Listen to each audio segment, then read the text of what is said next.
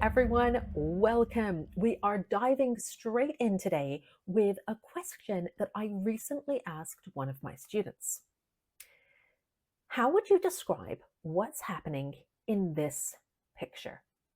Take a minute and think about it. Now, my student really surprised and impressed me by using the phrasal verb, he's chewing him out, to describe what's happening in this photo. Unfortunately, coming from the student, it just sounded wrong and I ended up having to correct them. So has that ever happened to you? That you choose a word and it's got the right meaning, but your teacher, maybe Grammarly, corrects you? It's probably because you're making a mistake with register. Now, the register is the degree of formality that a word has. It's got to match the situation, the context. And this also has to do with the person speaking. For example, the context would be, are you having a conversation at work or at home? Are you speaking to a friend or a total stranger, maybe the waiter in a restaurant? Are you in a position of authority? Are you the boss? Or are you the employee and you're receiving instructions? All of these different dynamics are going to play a role in how you select the language that is most appropriate. But then think about the person who is speaking. Some people are naturally more formal than others. But also age plays a role in this. You would not expect an 11-year-old child to sound the same as a middle-aged man or an 80-year-old grandmother. So the vocabulary we choose has to have the right meaning, but it also needs to match the situation and the speaker. So to go back to this idea of chew someone out, I thought about the last time I used this expression, and it must be over 20 years. So why is that? Well, it's partly because it is more of a North American expression, and I haven't lived in Canada for a really long time. But it's also because it's an expression that you would associate more with teenagers. And I also haven't been a teenager for a very long time. So what exactly does it mean to chew someone out? Well, imagine the situation that somebody has done something wrong, either intentionally or just through carelessness. And you're really angry. So you are expressing your anger and your annoyance, and you're criticizing their actions or their behavior. This is not just a very quick, short comment. This conversation might go on for a while. Not really a conversation because they're probably just going to be listening and you're going to be angrily ranting on. That's the idea of chewing someone out. So the expression to chew someone out is probably going to be said by a teenager or in a very casual conversation. But that action of criticizing, that action of getting angry and telling someone how annoyed we are, well, that can be done by anyone. So let's look at an example of someone getting chewed out and how they will then use that in their own conversation later. Ready? Do you have any idea what time it is? You were supposed to be home hours ago. You had a curfew, one simple rule to follow, and you couldn't even do that. And what's this about you taking the car without permission? Do you have any respect for other people's property?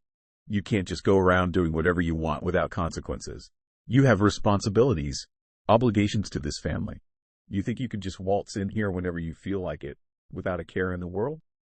Well, let me tell you something. Life doesn't work like that. And don't think I haven't noticed the car's scratched. You'll be paying for the repairs yourself. This is not negotiable. You need to learn that actions have consequences. You need to learn some respect. Some discipline.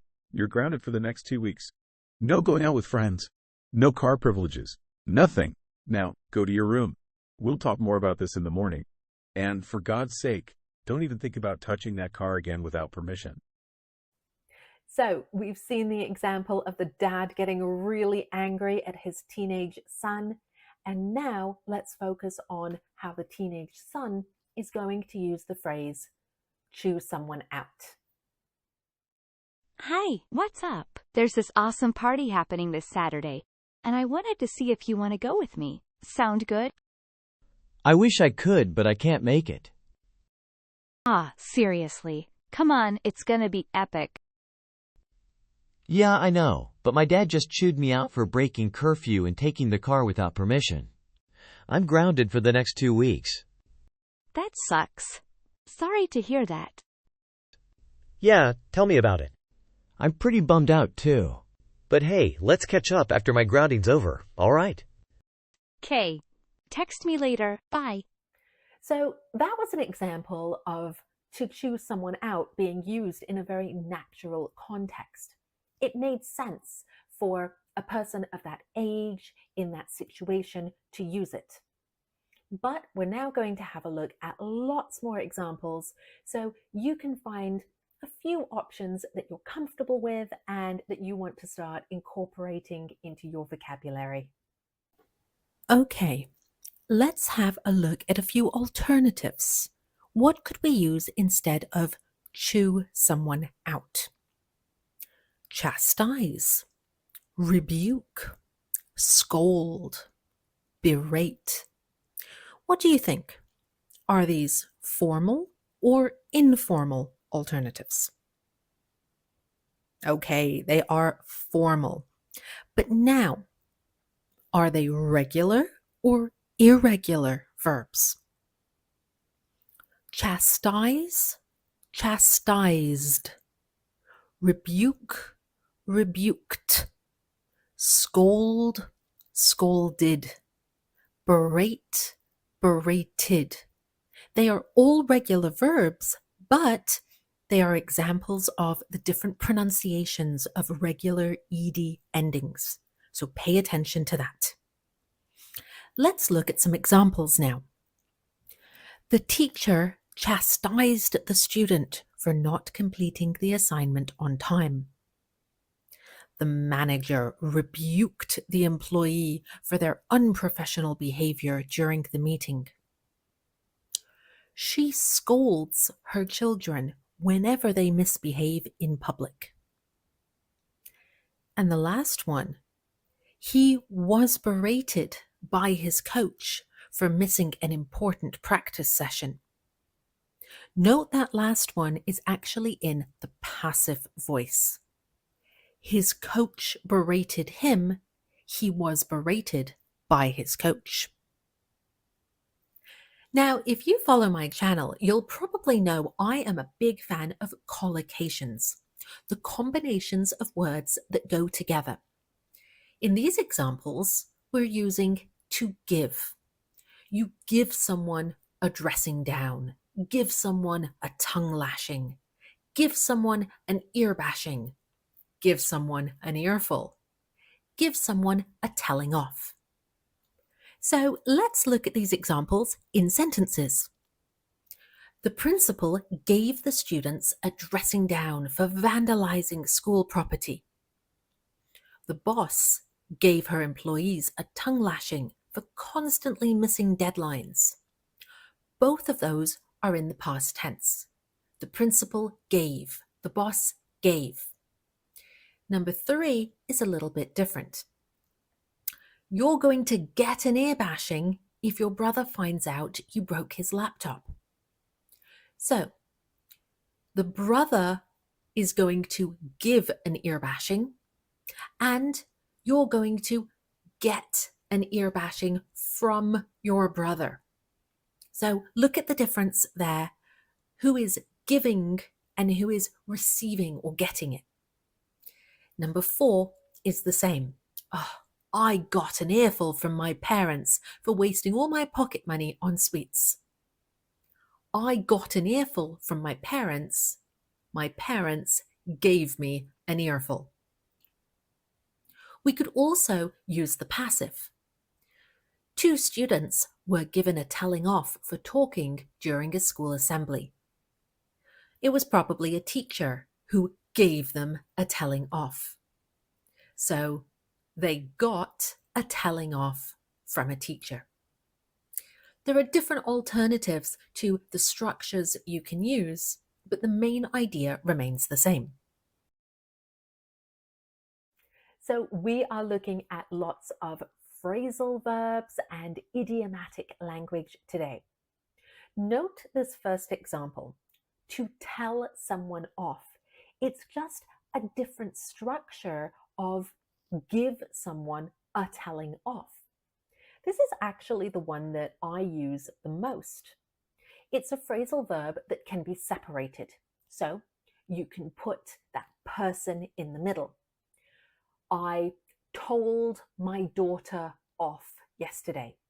I told off my daughter yesterday. I told her off yesterday. Don't say, I told off her yesterday. We can never put that pronoun at the end. So, in this example, he told off his co-worker for spreading rumors about him. To lay into someone. This is a phrasal verb that cannot be separated. You cannot say to lay someone into. So the politician laid into his opponent during the heated debate. It's another irregular verb, so be careful. A very informal option is to ream someone out. The players reamed out their goalie for getting distracted and letting in a crucial penalty kick. He was reamed out by his friends. Or his other players. Maybe they're not his friends anymore. To tear a strip off someone. Now, pay attention to the article here. You cannot change it. Don't tear the strip off someone or tear 2 strips off someone. No, it's tear a strip off someone. It's also an unstressed word. It's not tear a strip, it's tear a strip. Tear a strip off someone. An extremely rude diner tore a strip off the waiter for bringing the wrong order.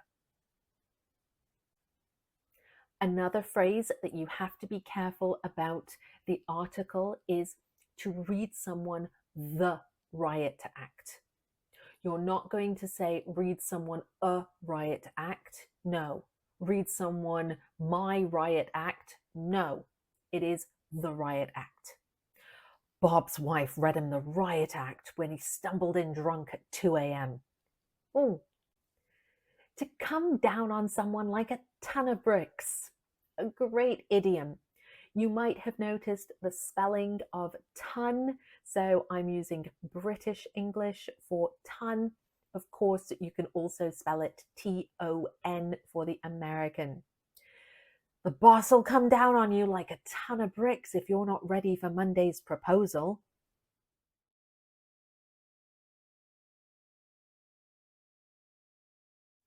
And finally, a really British and a really rude option would be to give someone a bollocking. This is rude, so be careful when you say it and who you say it to. For example, he gave me a right bollocking for being late.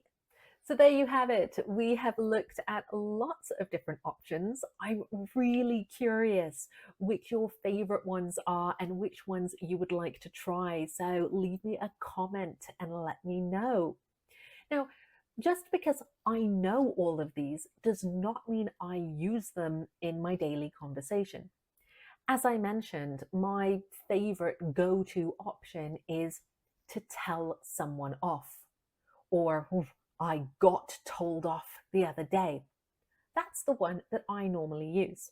So it is important that you understand the meaning of them if you hear them in conversation, but please do not feel pressured to use all of these expressions all the time.